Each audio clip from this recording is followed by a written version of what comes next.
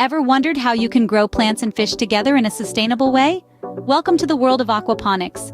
This ingenious method combines aquaculture, the breeding of aquatic animals, with hydroponics, the soilless growing of plants. By creating a symbiotic environment, plants and fish support each other's growth, minimizing waste and maximizing efficiency. With aquaponics, you're not just gardening, you're creating a sustainable ecosystem right at home. Sounds interesting, right? But how does one set up an aquaponics system at home? Let's dive into that. Setting up an aquaponics system might seem complex, but with the right steps, it's easier than you think. First, you'll want to select an ideal location.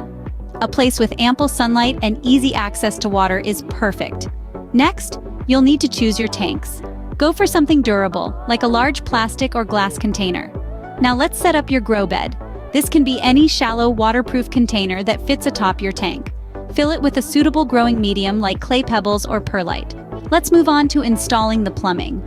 A simple pump and piping system will suffice to circulate water from the tank to the grow bed. Once that's done, it's time to add your fish and plants.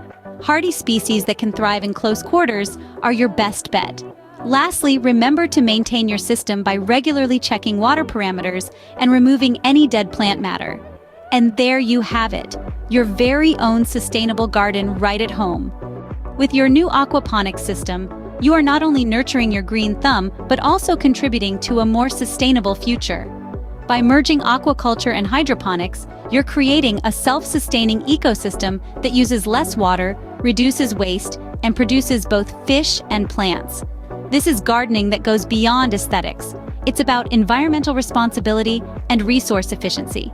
Remember, every small step towards sustainability makes a big difference. So how about taking that step today?